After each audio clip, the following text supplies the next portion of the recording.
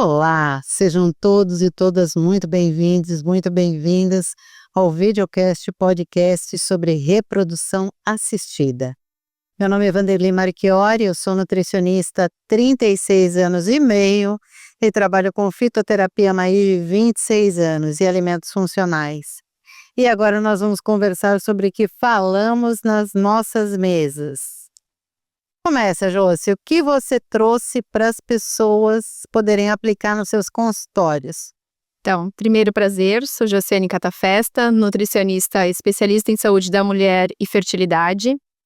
O meu assunto de hoje foi as intervenções nutricionais na melhora dos parâmetros oocitários, ou seja, como a gente pode melhorar a qualidade desses oócitos para que tenha aí um bom embrião e o tão falado bebê saudável no colo.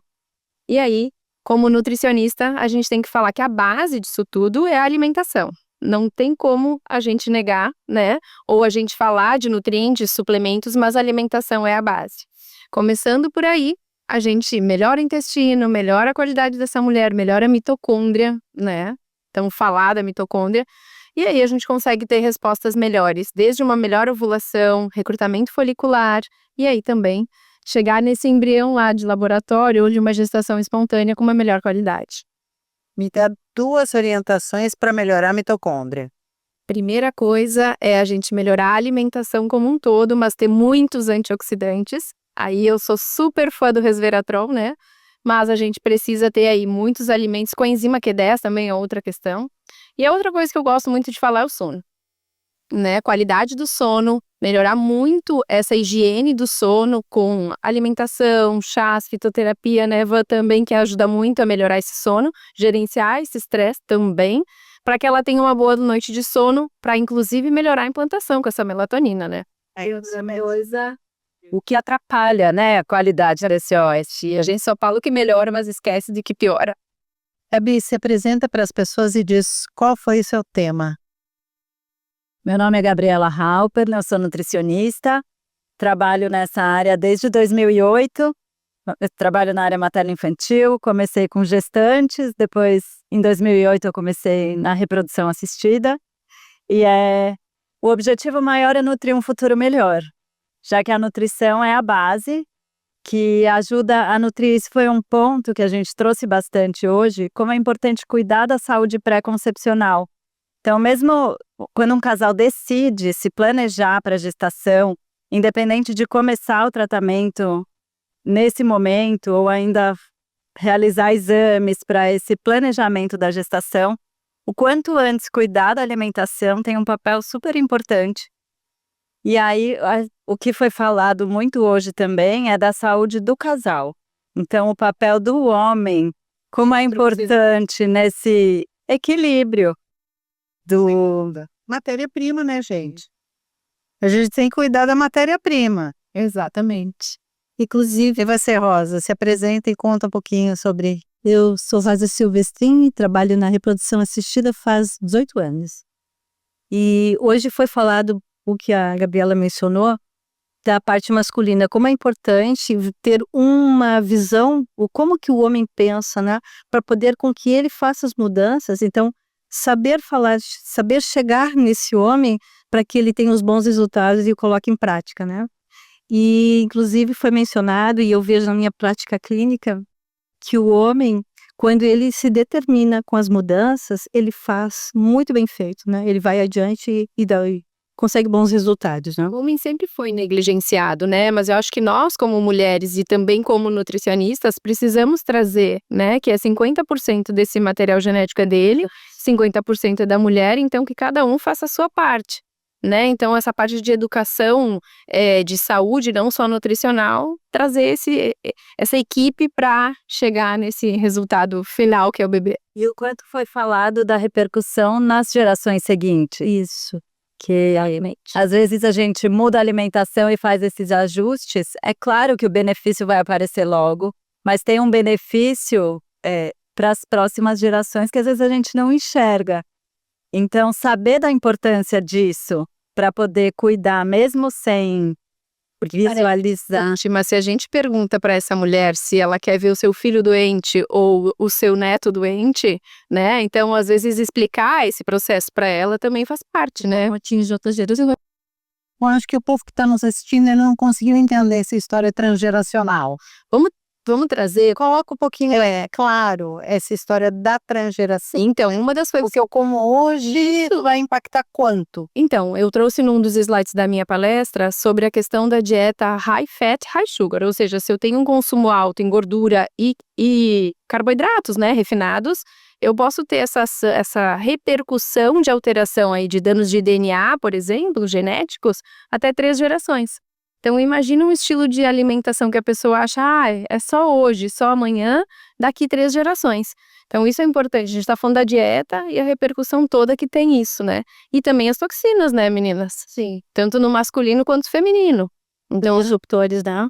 o tão falado bisfenol, né? Então, não é só o bisfenol livre de bisfenol A, mas todos os tipos de plastificantes podem alterar toda essa parte genética. E aí, tem uma repercussão quando a mulher não consegue um embrião euploide ou quando tem aborto de repetição. O que isso pode repercutir, né? Uma coisa que eu acho legal a gente pensar é que mudar hábito não é fácil, né? A gente sabe a dificuldade que é. Então, o que a pessoa pode fazer de prática?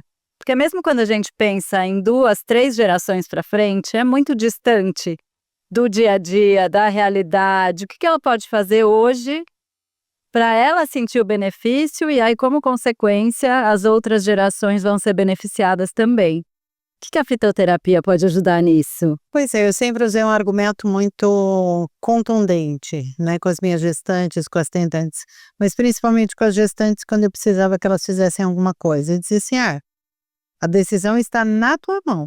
Ou você cuida agora, ou você para no pronto-socorro 1000 vezes depois, na primeira infância do teu filho. E para mim, tá tudo certo, embora eu fique doída se você fizer essa segunda opção. Vai me doer ver você correr com uma criança pronto-socorro. Você pode, e está na tua mão, prevenir isso. Então, acho que esse é um ponto muito importante. A nossa assertividade e a nossa ciência, porque tudo que nós falamos está baseado em ciência. E as pessoas precisam entender isso. Quando eu falo de fitoterapia, é um pouco mais sério, porque a maioria ainda acha que é uma prática tradicional e que essa prática tradicional não tem embasamento científico, que está completamente inadequado. Hoje nós temos muitas publicações em revistas de impacto com desenhos de metodologia extremamente sérios, e foi sobre isso que eu falei na minha palestra, como gerenciar o estresse com a fitoterapia. E o gerenciamento de estresse com fitoterapia perpassa desde da tradicional e benquista Melissa officinalis, que é a melicinha, que tem a prima irmã dela, que é a capim-cidreira, e vai até plantas como a escutelária. Escutelária é uma planta que a gente não consegue fazer o chá, dela deve ser encapsulada, e ela encapsulada ela tem um grupo de fitoquímicos, e dentre esses fitoquímicos existe um específico, e o grupo deles que é a baicaleína, que tem uma ação em receptor GABAérgico. E aí, quando existe essa ação, que hoje já está completamente elucidada e comprovada, existe uma redução de estresse e uma melhora no ciclo de sono. Então, falar do sono para fertilidade, né? Exatamente. E por que a gente trouxe esse assunto de gerenciamento de estresse para o nosso cronograma de nutrição? Porque todos estamos estressados. E as mulheres jovens e homens jovens, eles estão cada vez mais estressados pelo estilo de vida que é inadequado. Ele pode ser bastante excitante em muitos momentos, mas é inadequado para quem quer gestar, para quem quer. Realmente, às vezes, é aquela mulher que está há anos tentando, né, Eva?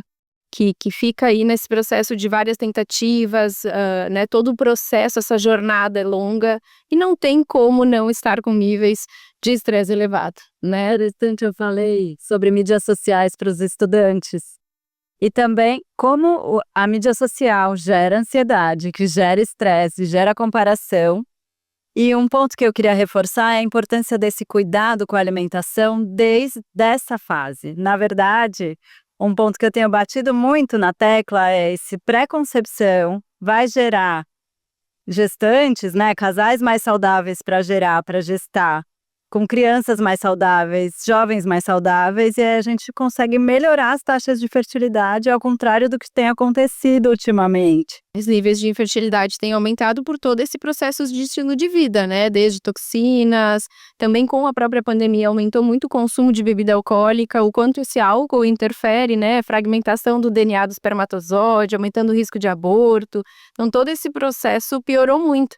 Então, quando o nosso papel como nutricionista nesse lado é tratar os dois desde o início. Eu gosto de falar que não é uma tentante, é uma preparante, né? Ela tá se preparando para engravidar, para tempo adequado, né? Que é as mudanças, né? Eu acho que esse é um ponto que a gente pode reforçar aqui bastante, né? Que é esse cuidado o quanto antes.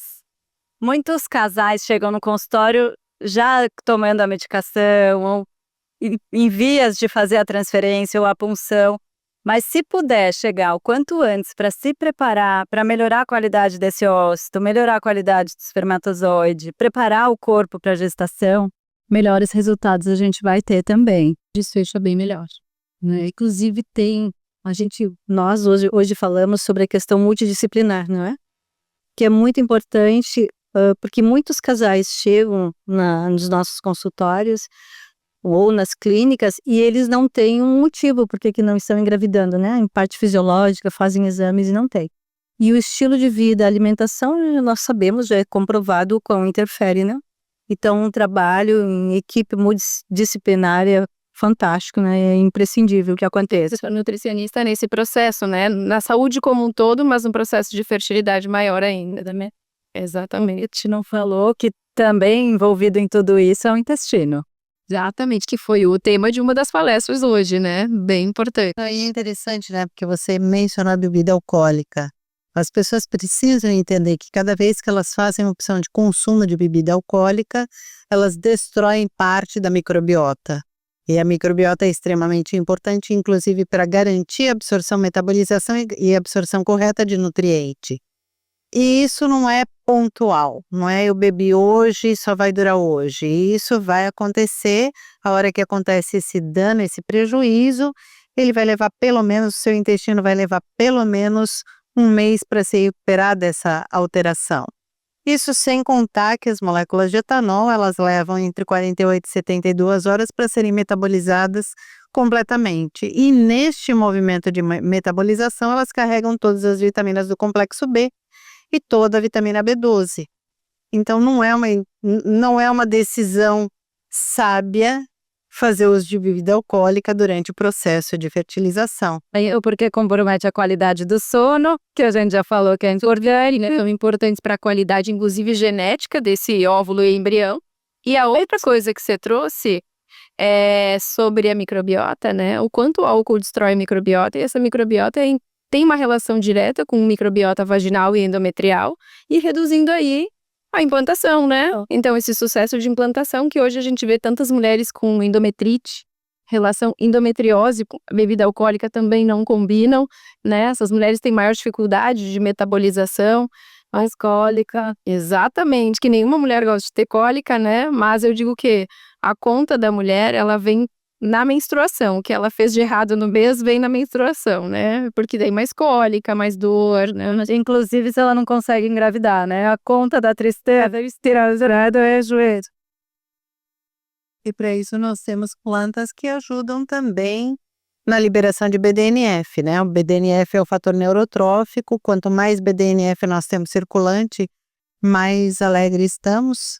E a grande verdade é que atualmente essas pessoas, homens e mulheres jovens, eles estão apresentando níveis mais baixos de BDNF.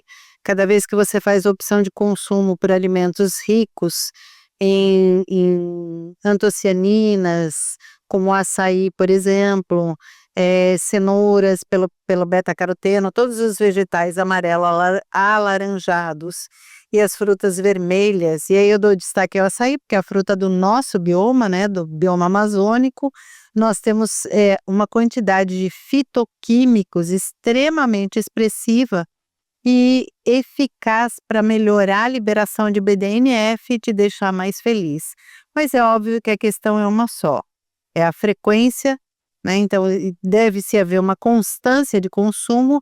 E eu não estou pedindo para você usar esse açaí lotado de leite condensado e de balinhas de goma, né? Eu estou pedindo para você usar e dá para ser muito feliz, porque fica muito gostoso, bater esse açaí puro com uma banana e com alguma outra fruta para mudar o sabor, se você não for uma pessoa que goste do sabor de açaí.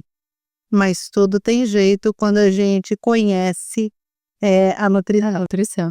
Lembrando que você trouxe do açaí, né, e das alaranjadas. As alaranjadas são ricas em beta-criptoxantina, um nutriente extremamente importante para a gente, né, reduzir aí essa senescência folicular, ou seja, esse envelhecimento ovariano dessa mulher. Então, a alimentação vai fazer parte em cada cor que se colocar no prato, em cada alimento ele vai ter uma função. Então, o paciente chega pra gente no consultório, eu já tirei o açúcar, eu já tirei tal coisa, eu já tirei tal coisa. E o que você não colocou? O que falta colocar no seu prato, né? O que tá faltando aí? Então, é esse tipo de coisa, né? O açaí, os alaranjados, as folhas verdes. As pessoas não comem fibras, né, Van? Então, a gente fala da microbiota, não tem fibra. Eu tenho perguntado no consultório, às vezes a pessoa me relata o que ela comeu no dia e eu costumo avaliar com a pessoa quais cores tem no prato. Em geral, e aí fica a dica para quem está assistindo, como está o seu prato, né? O seu dia alimentar. Em geral, o que eu vejo no consultório é amarelo, bege, marrom, branco. Monocromático. Isso, Joia! Né, tem um ovo amarelo, um pão bege, o arroz. E fica nisso. E é isso. Então, é esse incluir cores. E eu tenho dito que quando a gente colore o prato, a gente dá vida para gerar vida. Então, se a gente está atrás, né, de gerar vida, de engravidar, a gente precisa colorir o prato, precisa colorir o dia. E aí isso vale com a alimentação, mas também tomar sol, fazer atividades prazerosas, estilo de vida, andar, mexer o corpo. E o sono, que é o meu tema desse congresso, como é importante para a gente regular os nossos relógios biológicos. Então, tomar café da manhã tem sido, na maioria dos estudos, o que aparece é essa necessidade de tomar café da manhã, se expor ao sol logo cedo, fazer exercício logo cedo. Então, como é importante a gente cuidar e olhar para esses hábitos com atenção, para sair um pouco do automático que a gente vive e começar a dar atenção para algumas coisas simples e que podem ser incluídas na nossa rotina. Porque aí, complementando, o tratamento em si ele já é estressante, não é? E é muito importante que, além da alimentação que a gente orienta, né, o melhor possível, que tenha esse tipo de atividades extras, não é? Para deixar um bem-estar, uma tranquilidade, porque o estresse é muito grande, né, nesse processo todo. Até o uso da aromaterapia pode ser uma outra alternativa, né? Que também hoje nós temos publicações, a gente tem comprovação científica de óleos essenciais, como a lavanda, por exemplo, óleo de lavanda agindo também na recepção GABAérgica e melhorando essa sensibilidade e, obviamente, reduzindo o estresse. Então, cada vez que a gente faz via inalatória, pode ser um difusor ambiental ou até usar uma gotinha do óleo por via transdérmica. Seja no pulso, seja em locais de grande circulação, pode ser no pulso, pode ser na região do timo. A gente tem um aquecimento do local e, obviamente, melhora a circulação desse óleo. Mas a inalação é extremamente válida, segura e eficaz. Coadjuvante ao tratamento, né? É um adjuvante ao tratamento disso. Eu acho que, para a gente resumir o nosso papel como Nutri, né? Eu acho que quando o paciente chega para a gente nada mais quer do que propor um estilo de vida mais saudável como um todo. Então, passa desde o processo de estímulo de atividade física, melhora do sono, como é que está essa hidratação, aí a gente vai para a alimentação. E eu acho que é importante a gente trazer uma questão que é muito falada e muito também discutida, é a suplementação.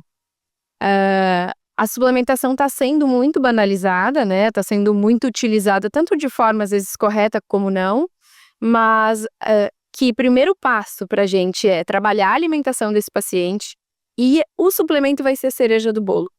Porque às vezes quando um suplemento é errado ou tem aí suplemento errado no sentido de ter produtos que não sejam adequados, como hoje mesmo eu citei em palestra, né? Um produto muito utilizado, como é o metilfolato, tendo aí uma toxina, que é o dióxido de titânio, que pode alterar esse processo. Isso a gente está dando um exemplo, né? Então, o suplemento tem que ser bem colocado na hora certa.